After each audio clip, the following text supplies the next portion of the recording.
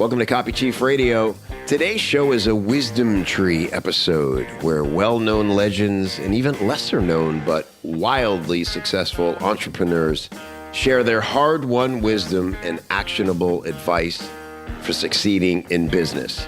To check out all the CopyChief Radio episode types, go to copychief.com/CCR.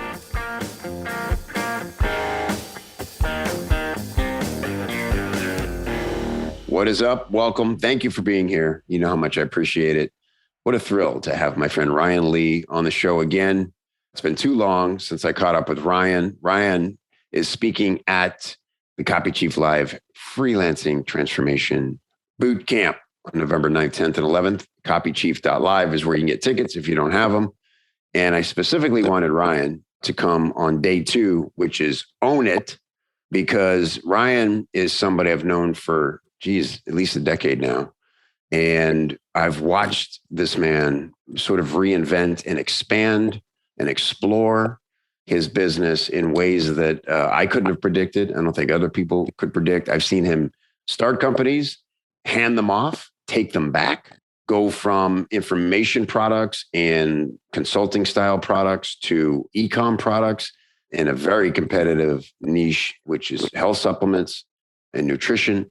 So, Ryan, man, it's just a thrill to know you and to learn from you. You've been an amazing supporter of me, and I appreciate you spending some time today.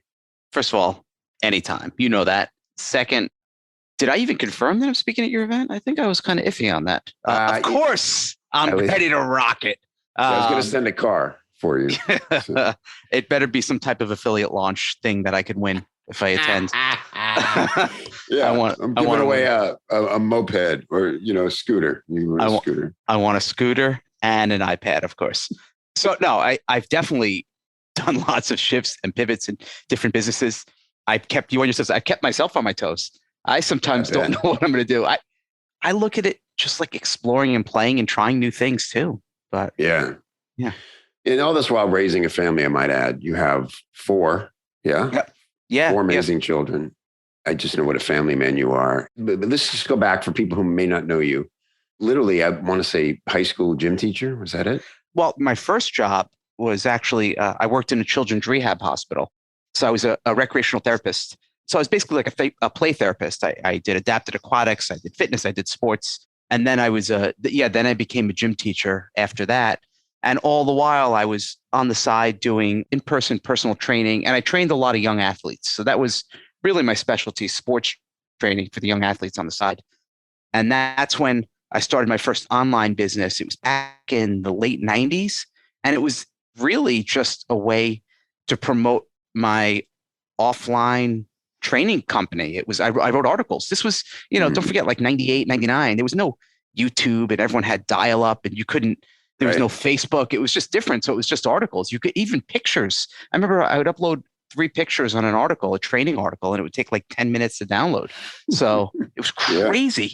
That's how I got started, sports training. But I came from between the hospital and the job as a gym teacher. It was like over 7 years in the nonprofit world. So I just came from a background of helping people. That was it. It was never, when I started this stuff, it was never like, I'm going to be a millionaire. I thought that, look, if I could work in the hospital or a gym teacher and then on the side online and start to do some things and maybe together I could scrape together like $75,000, $80,000, I would have been happy. Like that would have been a dream for me. Yeah.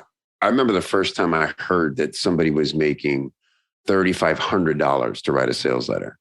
I remember specifically telling my wife, if I can do 2 of those a month, we are set. You know what I mean? Like, what else would we need? At the hospital, I used to get, I'll never forget this. I would get paychecks, every 2 weeks.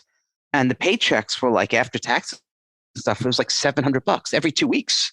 Wow. I made like 26 grand a year. So the idea that you could make this much money in a day, it still doesn't, I can't, I'm stammering. And sometimes you take it for granted. And sometimes we throw around these numbers now, 7 figures, 8 figures. But I still appreciate every dollar that comes in. And too, at the end of the day, it's not what you make, it's what you keep. Right. Sometimes we see, especially I know you have a lot of freelancers who listen to you for some crazy reason. They love you. But, with freelancers, it's, if you're on your own and you don't have a lot of expenses, there's a lot of profit. But when you start running agencies, you start running ads, there's more overhead, there's more expenses. So sometimes you hear about, oh, I have a 7-figure agency, but how much are they keeping? Oh, right. Exactly. So you have to be aware of that as well. And you have to know, when I'm shifting or starting a new company, I have to be mindful of that too. Am I doing it because I'm chasing the money, or I'm chasing the fun? Is there profit? Is it like, what's the point of doing this as well? Yeah, you have to scrutinize everything. And it is such a gradual process, isn't it, to grow into being a business owner, right? Like you and I both started out kind of knowing nothing and just going, wow, what if? And then things come at you and you figure out how to do them. I always think about it's a horrible person to use these days, but Mark Zuckerberg, but just think that how we all know how Facebook started and the kind of things he's doing now and having to think about and decide. He somehow now also knows how to do that, or he's figured out how to bring people around him who can run one of the biggest companies in the world, right? You really are capable of anything as long as you have determination, ambition, and you're willing to always stay in student mode. I love what you said about kind of being humble about the money. I remember the first and only time I've paid you money. I remember too. I remember. Do you really remember it? Yep. Yeah. Yep. It was you and your partner, Ben. Yeah. Yep. Yeah. Right. You guys hired me for a 20-minute consult. You were doing it for like $200. And I remember going, I don't know if it was during that call or later when we maybe became friendlier. And I said, wow, how can I even get a hold of you for $200? And you go, dude, that's $600 an hour. If I do 3 of those in an hour, you said, that's never not going to be good money to me. Mm-hmm. And plus I'm meeting people and I'm learning, and it's how you grow your business in almost like a grassroots, really, really well-paid grassroots kind of way. Obviously you had a lot of more money coming in from other directions, but something about never losing sight of, when you ever thought, if I could make $600 an hour for talking on the phone, when am I going to turn that down?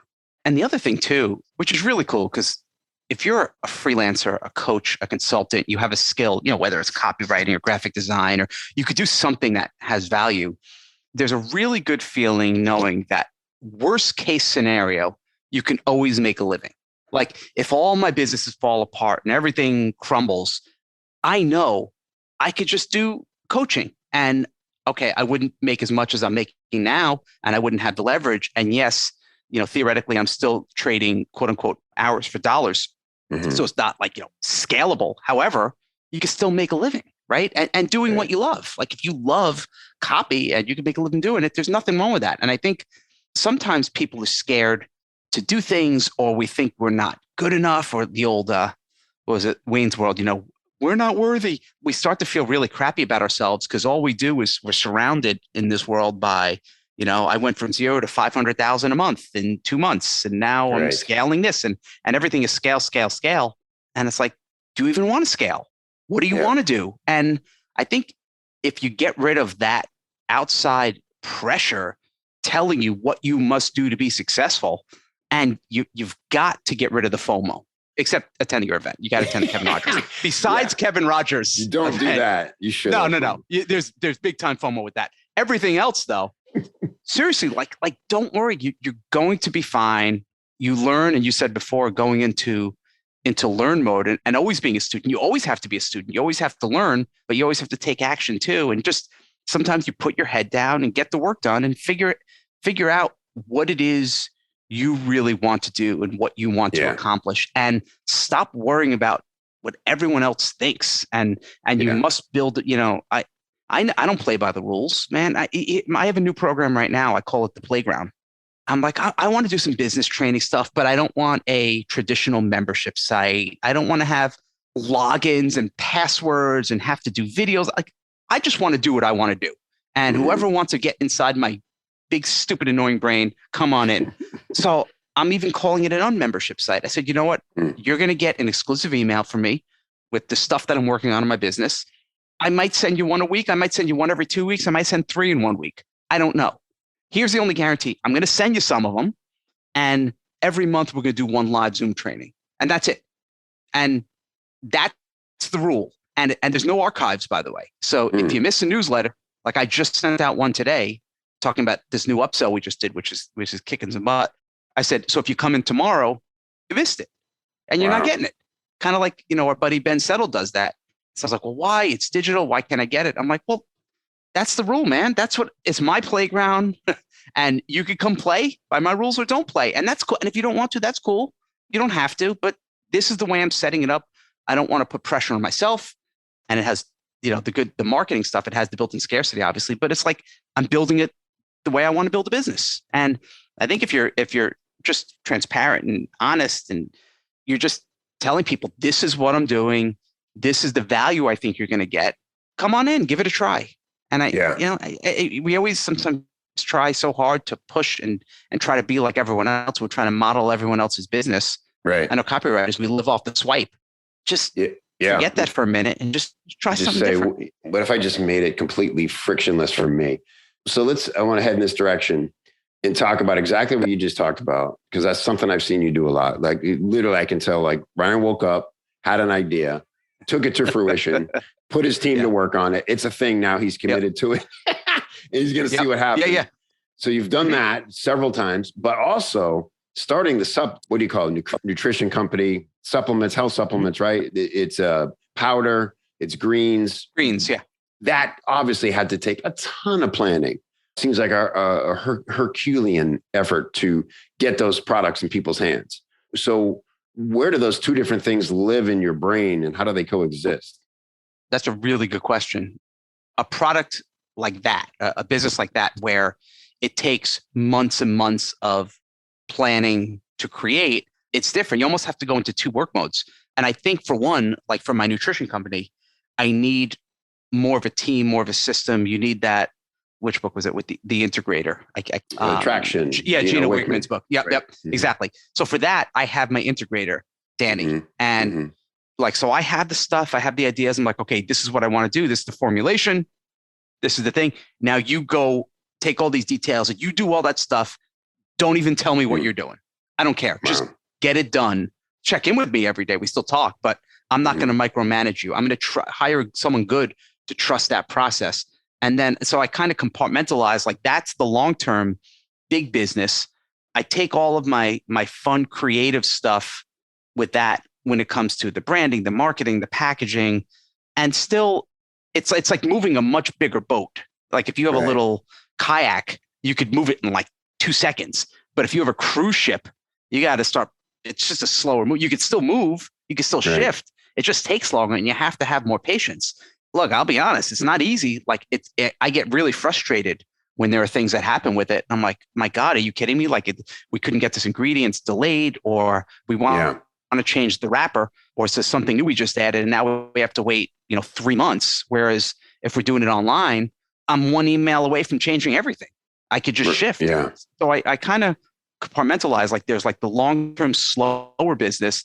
And then like the stuff I teach, business and entrepreneurship, where it's all digital, I could move as fast as I want. I mean, you could, with software, like I use Samcart. I mean, you could create a sales page, a landing page, a product. You can create that in 20 minutes.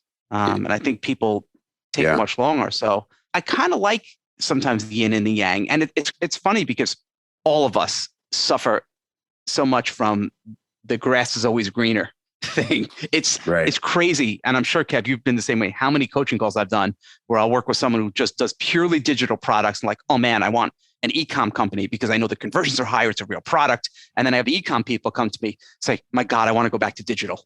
And I do both. I will tell you, in terms of like less stress and ease of running a business and better night's sleep, if you can go a purely digital business, it's a dream. On the other side, a physical e-com company that has more moving parts and you have to have more patience, has more, I don't know. It's just, people perceive it as like a business, like, Facebook wants e-com products and Google does, and it converts better and people get it. It's just it's a pretty good sellable asset as well if it's done right. So that's what I was going to ask, like, because I'm honestly a little shocked that most people would not do both. Exactly like you said. I remember, speaking of Ben Settle, just one of the funniest stories was him. He, for a minute, thought he was going to start a paid community like you and I both have. Yeah. And he got to the point of launching the thing. Like 2 people contacted him directly to say, I can't log in. And he shut it down. Yeah. Yeah.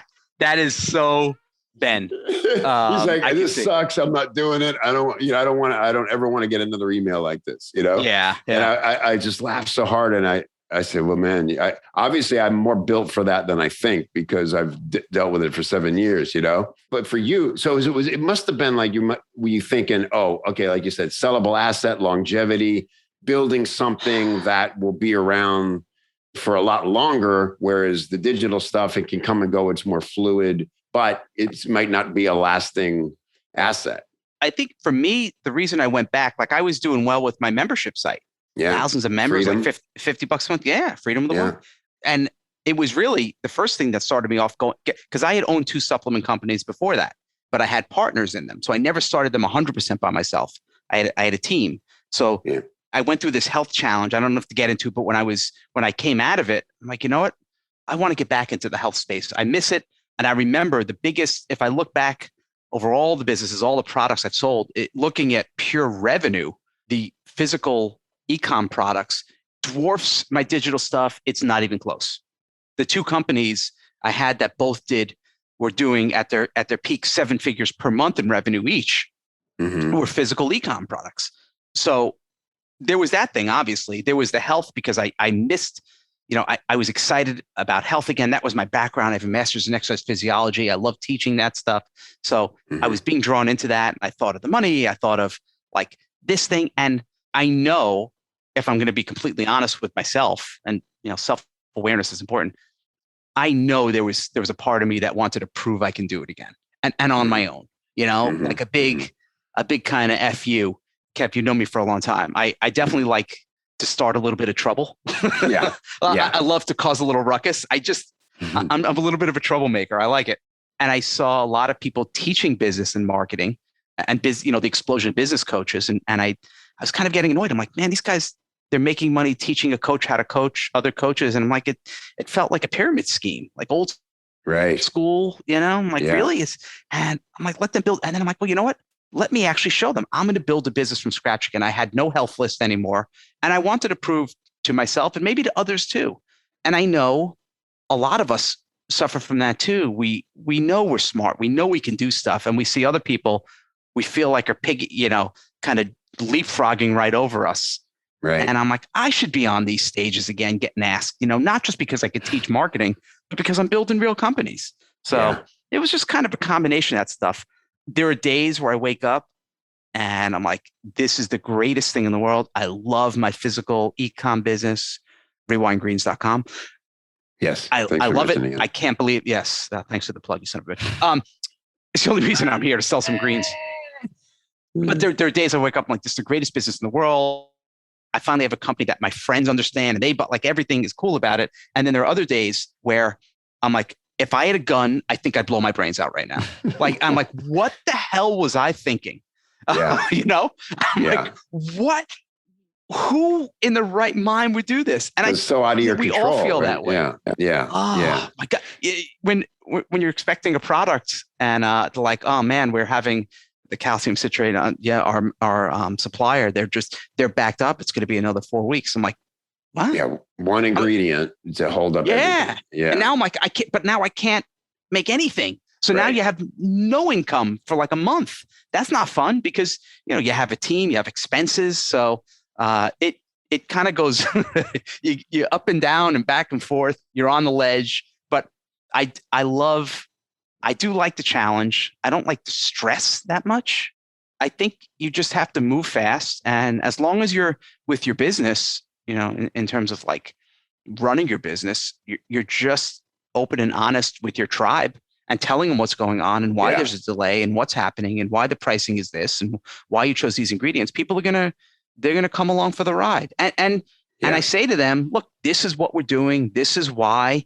If you like it, if you like what we're doing, go here and buy. And if you don't, that's cool too. I wish you the best. Just there you go. That's how you run it. Yeah. Transparency. 1 second. I got to just do some business here. This episode of Copy Chief Radio brought to you by Rewind Greens, rewindgreens.com, featuring Cherry Bomb. Prepare to be shocked because Rewind's Cherry Bomb is made with 24 cleansing greens, fruit, and veggies, loaded with vitamins and minerals and tastes like a refreshing cherry slushy. Get it now at rewindgreens.com. Okay, The world's best tasting greens. They really are.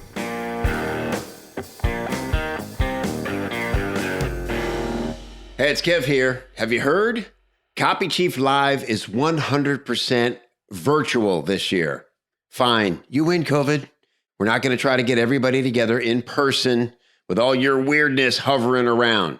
We'll just wait for that. You know what we're going to do instead? We're going to take all the time, energy, and money that would have went towards that chaos and instead focusing it on creating the most incredible, dynamic, interactive, virtual experience you've ever had.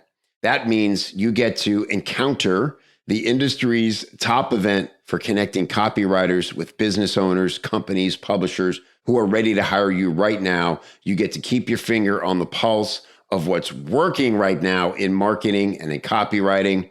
And of course, you get everything we've learned over the last year on how to grow your freelance business. Get booked, stay booked, all of it from your favorite chair. That's right. You don't have to come to us this time. We're coming to you. We're bringing all the fun energy, the world-class experts, the down and dirty, do this, not that tactics, and our crazy successful client roundtable experience right to your living room. It's going to be off the chain, Jane. Confirmed speakers already.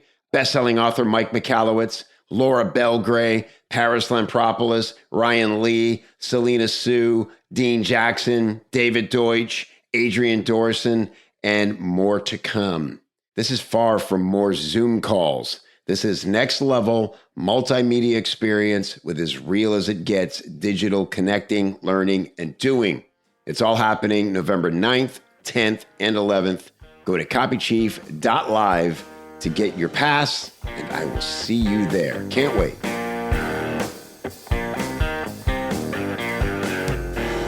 Here's the problem. I can't enjoy your product because I can't say I can't, but I can't have greens because I'm on a blood thinner.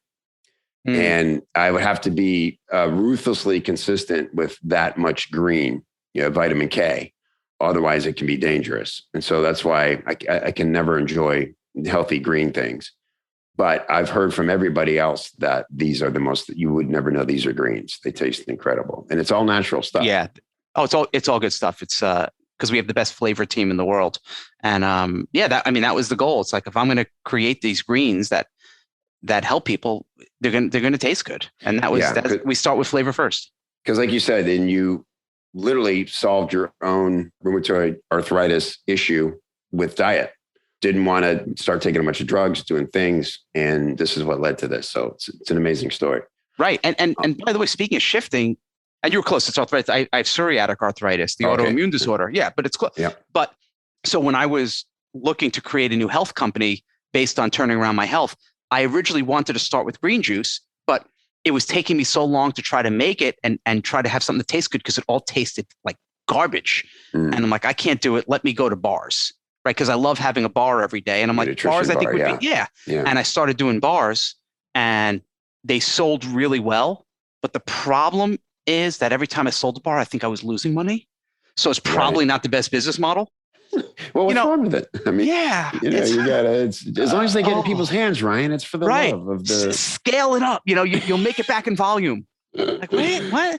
It's good because I was moving fast and learning really quickly, but it definitely was costly. Like it cost me a lot of money at the beginning, but we shifted from being a bar company to then I slowly brought in the greens. I said, let's try these because it took me about a year to really nail it. And then the greens were working. I'm like, all right, let's phase out the bars. And now we're known as a green company. And we get so nervous about, oh, no one's going to come along for the ride. Oh, I'm known for bars. I could never change. And you can freaking change. That's exactly what I mean. And why I love, your topic at the event. And I think, I talk to freelancers all the time we do a thing we call, you got to find your bat signal. It's your specialty that when somebody needs you, they're going to shine it, and it's meant for you because you're the best at that, right? Mm-hmm. So people used to bring me into like fix launches or help launches, right? When I was doing all that. And people get really scared about, they have this feeling that, oh my goodness, if I declare this is my specialty, that's it forever. There's no turning back. Everybody's always going to know me. And I'm like, I promise you, people aren't paying that close of attention. But in your case, they kind of are. I mean, you have a great following on Facebook. These are people who probably subscribe to your product, and you have to go tell them, hey, this product, we're stopping it. Try this instead. But you're just proof that you just do it. You just have the conversation, and people, the right people will come with you. That's it. And every time I will give you a warning though, you could shift and pivot as much as you want. But just know that every time you do, there's going to be a tiny, tiny fraction you're going to lose. But you have to be okay with that. If you're the type of person who every email you send, you're sweating your balls off because you're watching your unsubscribes. Oh my God, I got 3 unsubscribes. I'm never emailing again. Yeah. You send an apology the next day about yesterday's email. I'm sorry about yesterday's email. To the 3 of you who aren't reading this, I want to apologize. And then you're emailing them personally. Please come back. If you're that, don't ever change. Like, don't do anything. You're gonna just go get a job because otherwise you're gonna go crazy. Right. But just know that, like, when we went from bars to greens, we did lose some people. And one of my friends is like, "You're crazy. Never." I'm like, "No, it's fine because," and I just did a post about this, and I know I'm going to talk more about it in the Kevin Rogers freelancing transformation boot camp. Yes, don't miss it. So I'm going to talk more about that at the event. But the big thing is there are billions, not thousands or hundreds. There's billions of people who have no freaking clue who you are. So clue. I was talking to someone maybe 2 months ago. She was using a brand like under her company, like this kind of generic company name in personal development. And her name is unique. I said, use your name. She's like, well, what about all the people who are like my YouTube followers and all my fans and all my subscribers? And I said, how many followers do you have on YouTube? She said, I think it was like 81 people. I'm like, so you're never going to build your business or change your name because 81 people saw your other name? What, really? And she's like, well, when you say that, I'm like, yeah, no one cares. Everyone is so freaking worried about themselves. Like, and it's understandable, right? You know, we're laughing about it, but I know it probably took us a long time to get so used to it, you know? I know. I know I'm making light of it, but when you actually think about it, the silliness of it, right? Like, it is silly, right? Like, get over yourself. And we're like, well, I'm not as, what if I was famous like Gary V? I got news for you. Gary V isn't famous. Your mom or dad has no idea who Gary Vaynerchuk is. Like, there are some people who are very famous, right? Like household names. These people aren't. And nothing against, I like Gary. I've spoken at a bunch of events, shared the stage with them. But I'm saying, like, in the scope of things, you have 1 million followers, 2 million followers. You're not a household name. I'm sorry. Dude, I'll tell you what did scare me one time was when my kids somehow knew who Ty Lopez was when they were young. And I was like, oh no. They're going to start doing videos in their garage. I said, we have to have a talk about what I do and what he does. And we're different cats. Yeah. So, but yeah, that's the thing, right? I think about, like, for me, it's so funny. Like, I used to see John Carlton is, in my mind, the most famous. I thought about the guy an odd amount, because I wanted so badly to be able to write like him and learn how he did it. And then we became friends, and I'm like, oh my God, he's such a regular guy. Like, nobody's stopping us in the mall to get an autograph. Because I've seen people get famous in front of my eyes. Literally, Carrot Top. I was working with him 2 weeks after he did his first Tonight Show. And I worked with him before, and we would do what comics do. There's nothing else to do. You go to the mall, you walk around the mall, and not a person said anything. 2 weeks after that first Tonight Show, dude, he got stopped like 7-8 times for autographs in the mall. And I was like, wow, this guy's becoming famous in real time right now. That's wild. Isn't it cool? But very rare that it's going to happen from your YouTube channel. And here's the thing too, what people don't realize, even if you do get like a level of fame, one of my friends, I've known him for like 25 years. He slept over my house. Like, one of my close friends from camp told me, because he won a big reality show. And he's like, Ryan, it's the craziest thing. He's like, right after I win it, I'm at the airport and I get stopped 10 times. People want a picture, an autograph. He's like, 6 months later, I get stopped like 5 times. 6 months after that, it's like once. And he's like, in a year later, one time someone will come to me at the airport and be like, you look kind of familiar. So, even if you do get it, it is kind of fleeting. I do feel bad for people who their whole obsession is like becoming a famous influencer. Oh man, dude, it's the saddest, weirdest thing to me. Honestly, I was thinking about this the other day. Like, I really don't watch a lot of TikTok, but I've seen enough of it to see this pattern where families work together to create these fake little shock videos. I want to throw up. My wife, the kids get the parents involved, or worse, the parents get the kids involved. My wife's always telling me about a new trend where girlfriends trick their boyfriends into thinking they smell horrible or something, And I'm like, the guy has to be in on this. So what, doesn't he wonder why she's holding her phone or she's got it positioned in a way that, I'm like, this is, or, I played this song for my stepdad and he started crying within 5 seconds. I'm like, no, he didn't. Because why is he crying? It's just because I go, what is the end goal of this? You'll log in every 7 seconds to see how many new likes you have. Like, what else do you think is going to come from this? Yeah, it is kind of sad. It really is. Like, and I know we're starting to sound like, the two cranky guys from the Muppets. Yeah. From the Muppets. Yeah. Shut up. But my kids love TikTok. But the whole idea of like just trying to get famous and basing your whole self-worth and self-esteem on that. That's the thing. Look, it's a tool in business. You're very present on Facebook, way more than I could be. I just don't like feeling obligated to log into it, frankly. And so my team runs the stuff. I always want to ask you about this. I know you love the 80s. That's sort of your theme. Are you posting a lot of the stuff I see about, which movie's better, which band's better? Is that really you, or is that kind of a work, as they would say in wrestling? I post 100% of my own stuff. Wow. Yeah. Isn't that something? So you really you'll be sitting around and you'll go, I got to know if people would like Def Leppard. Yeah. Yeah. I know. Bizarre.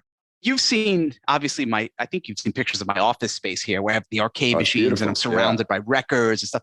It's just I love like the pop culture stuff. It's my hobby. And it's cool that I kind of share it and it has like a businessy tinge to it. So I would talk about this stuff even if my business went away. Or me too. Sell it. Like I would still do this stuff. Like I just want to play and have fun. Like that's my whole thing. But yeah, you're right. But there are some days where I don't like the obligation. And we talked before about this new membership thing or unmembership that I started. That was one of the rules too. By the way, there's no Facebook group. Go F yourself. I'm not sitting on there all day. Yeah. And I just don't want to do it anymore. And it's hard when if you feel like your whole life is on social media. I love it going home. I shut the phone off. I just ignore my kids, like normal stuff. I ignore my kids. I would want to see if you're going to catch that. I'm looking through your site and I want to show people like this is a really cool way to very organically bring a passion into your business. Because this is another thing that people overcomplicate. If you go to rewindgreens.com, just scroll all the way down. It's just the font is fun. It feels like that. You got all the elements there, the social proof and things, but the rock your world guarantee or your money back. Yeah, it's just fun. Like the theme, it's not overdone. You're not beating me over the head with it, but it's there. And it just like, it feels lighthearted, exactly like you want it to. And that's exactly. And by the way, speaking of shifting, right? We're talking a lot about shifting and pivoting. I did a complete rebrand. That's the thing too, when you're building your business and you're a freelancer and you have a certain kind of feel to it and you're different, right? We're all on a journey. When I started my first business, I was in my 20s and I wasn't married. I had no kids. Now I'm unhappily married for over 21 years, 4 miserable kids. One's in college, which is insane. Like, but I'm at a different, she's at Syracuse. So that's why I got to keep launching shit. This thing's expensive. Yeah. 80 grand a year. But I'm that's what the playground is. The playground. It's a fund. Because it's 89 a month. Give me 1,000 people a month. I'm good. But I'm a different person than I was like in my late 20s. And your tastes change and things change. So even Rewind, when I first started, it was more like hardcore 80s nostalgia. But I made it a little bit less about that and more about just the fun and the playfulness. And that's why when we did the rebrand, even the color, it's bright. It's before it was black and a little bit more serious. And now it's bright colors. It's these creative cartoons for each flavor. And it just has a fun playfulness. And again, there are, like, even today, someone posted in our group, I'm a designer. I like the old one better. I'm like, all right. Okay, like, thank you. Go after yourself. You will never please everybody. And and you just have to be okay with that when you're making these kind of shifts and pivots. But yeah, I think that when we're building our company, and again, I will talk more about it in the event, you do have to build it around stuff that lights you up too, and figure out what that vibe is. Yeah, 100%. I love it, dude. It's inspirational. Like I said, we're going to get a little more in the event, a little more granular about how you've done it, shifts you've made, specifically big decisions you've had to make, but more of this about, like, look, man, like, just don't get so wrapped up in it. And it's a mindset. It really is. And no one gives a shit about you. Yeah, because look, you and I, you're about to turn 50. I'm 51. It's so much easier now that I'm 50 to not give a shit about that. It's so much easier. Yeah. If I could go back and give 25-year-old Kev the same kind of ability to not care, I would have such an easier ride. So yeah, isn't it amazing how much we cared back then? Oh my goodness. And how little you care now. Yeah, well, it's just, I mean, nothing to prove. What does my friend Jesse Elder say? Nothing to prove, nothing to hide. I'm just, hey, take me or leave me. I'm good. Yeah. Yeah. And there's something refreshing about that when you infuse it into your marketing, your brand, and your vibe. Well, it has a confidence to it, right? And that's what people react to. That's the thing. And that's another thing with the social media, feigned confidence. Posing, posturing, somebody who acted cool for an entire year. And then they, for some reason, decide to have some big heartfelt post about what a phony they actually are. But I'm going to change. Yeah. Come with me on this ride. You're not going to believe the new me. It's like, dude, just do your thing. I know. I have such this visceral nausea when I see fake posts, and like, I hate fakeness. It always rubbed me the wrong way. And the fake posing, and someone's like, oh, family time, and like, it's a picture of them cuddling with their kid. Like, who took the friggin' picture? Right. Yeah, exactly. It's like, just why would you stop cuddling with your kid to take a picture? Yeah, like, you're like, honey, no, hold on, take the picture. Like, what? That's why I don't post a lot of that stuff, because I'm in the moment. I don't have my phone with me. I put it upstairs. I shut it off. I'm not gonna document. And I think the reason it makes us so annoyed is because, and this is going to sound really cheesy, but I know this is true for you and me. We care a lot about people, and we coach people. And a lot of times those coaching sessions get very intimate, and people admit how much they struggle with this FOMO and this imposter syndrome. Yeah. And we really, I think every time we see things like that, a little bit of us goes, this is the kind of BS that tricks people into thinking their life isn't as good. I know. And it's all bullshit, because we know some of these people have hard days and they struggle. And so we're all for the real, and you're going to get the real at the event. And Ryan, thanks for doing this. Let's talk more often. There's a secret project in the works. I'm gonna just hint at it. I'm just gonna hint. I'm gonna say the other name. It's you, me, and another fella. You, me, and a guy. That's the name of the post. You, me, and a guy. Heard of. You may have heard of him. He might like business. He might be funny too. I don't know. Yeah, he might have like 7 bestsellers or something. But all right, maybe 9. And we're just gonna do a fake Goodfellas accent the whole time. That's right. Yeah, it's just going to be bad gangsters. Yeah, I'm actually going to speak like Seinfeld the whole time. Can you build your business? What if? Why? It's going to be we're gonna test the project, and we're gonna do it the way you should do it. Record 10, see if you still like it or hate each other and hate the topic. But if it goes, I really hope it does. It's going to be really exciting and fun. So stay tuned to the thing I'm not telling you about. Stay tuned. Subscribe to the thing we have not told you how to subscribe. Yeah, we're building a wait list at noneofyourbusiness.com. Yeah, at kissmybutt.net. We couldn't get the .com. It was taken. And whatever you do, two things. First, register for Kev's event. Kev, what's the URL again? Oh, thanks, Ryan. It's CopyChief. Who cares? Listen, hey. CopyChief.live. Go there first. After you get the ticket, come on over to Rewind Greens. Get some greens. Because the best way to enjoy CopyChief Live is with a nice glass of the best tasting greens on the planet. By the way, Kev, you could have them hot or cold. Oh, wow. I actually have them hot a lot because I have it instead of coffee. So they taste really good. Yeah, it keeps you regular. What do you need? Whatever you need it to do. What do you need? What it does. What's wrong with you? You got the thin blood? Your FAQ is like we'll thicken your blood. 8 pages long. Yes, it does that. Yes, it does that. Of course it does that. Bad vision? You're going to see through friggin' concrete. Come on. All right. We're going to help you. Rewindgreens.com. CopyChief.live. CopyChief.live. I'll get an affiliate link for the greens and put that in the show notes. So everybody. Oh, no, you're not going to get an affiliate link. Everybody can. I don't do affiliate links. Just go right to it. Screw Kevin. It is 5% commission. Yeah. One of you guys is going to buy my greens anyway. Kevin will make $3.82. Go buy it, you cheap bastards. Kev, thank you. I can't wait for your event. Yeah, I appreciate it all, and really excited for it. Thank you, Ryan Lee. We'll talk soon. Thanks, brother. All right.